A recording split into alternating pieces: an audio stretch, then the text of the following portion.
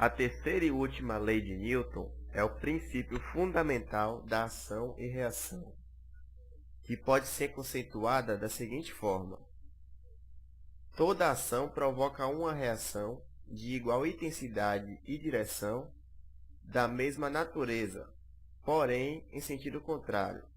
Elas não se equilibram e nem se anulam, pois estão aplicadas em corpos diferentes.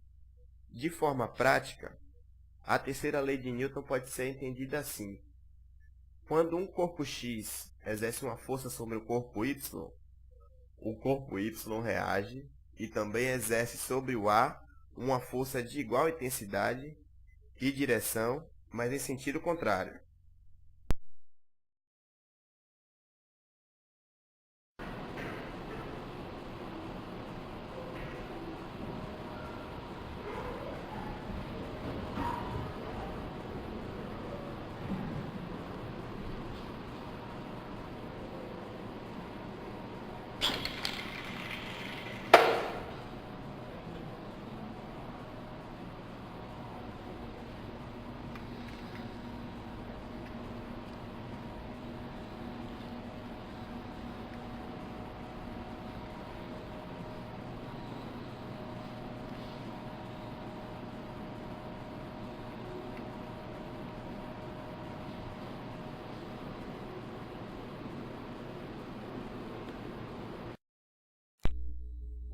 Além das três leis de Newton, a dinâmica estuda alguns tipos de força, como a força centrípeta, a força elástica e a força de atrito. Vamos falar um pouco da força de atrito agora.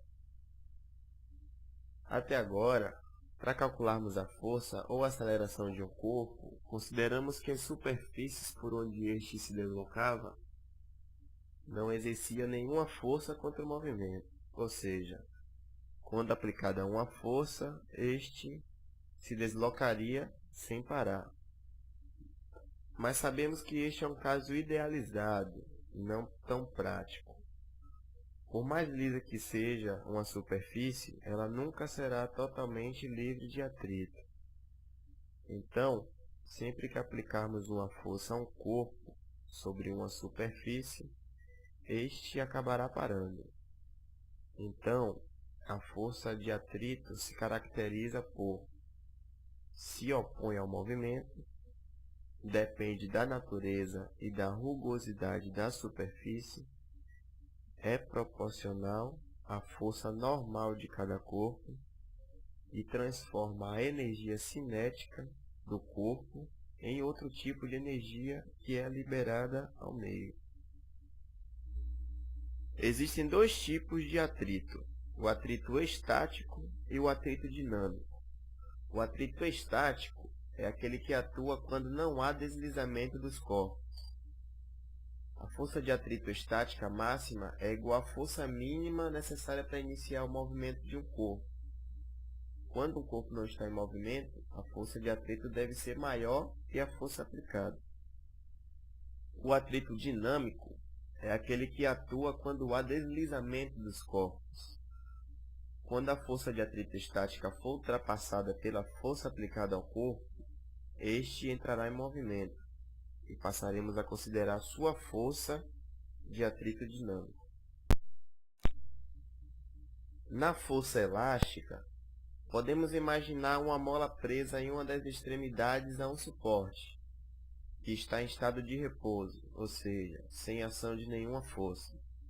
Quando aplicarmos uma força na outra extremidade, a mola tende a deformar, dependendo do sentido da força aplicada.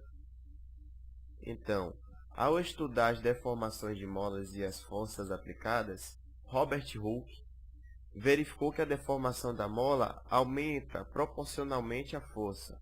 Daí, estabeleceu a seguinte lei, chamada de Lei de Hooke, em que a força é igual a K, que é a constante elástica da mola, e o x é a deformação da mola.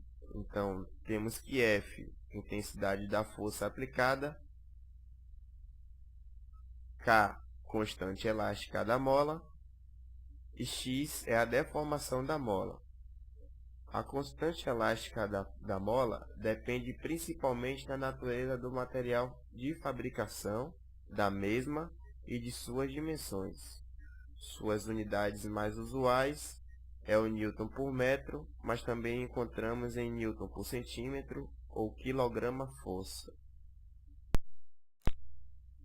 Na força centrípeta, temos a seguinte definição. Quando um corpo efetua um movimento circular, este sofre uma aceleração que é responsável pela mudança de direção do movimento. Sabendo que existe uma aceleração e sendo dada a massa do corpo, podemos, pela segunda lei de Newton, calcular uma força que, assim como a aceleração centrípeta, aponta para o centro da trajetória circular. A esta força damos o nome de força centrípeta.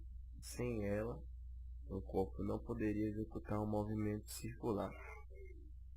A força centrípeta é a resultante das forças que agem sobre o corpo com direção perpendicular à trajetória. Concluímos então que a dinâmica estuda as causas que produzem os diversos tipos de movimentos nos diversos tipos de trajetórias baseados nos princípios fundamentais da dinâmica, elaborados por Newton e outros estudiosos. As diversas formas de energia, suas transformações e conservação, a quantidade de movimento e sua conservação. Agradecemos pela atenção. Uma ótima noite a todos.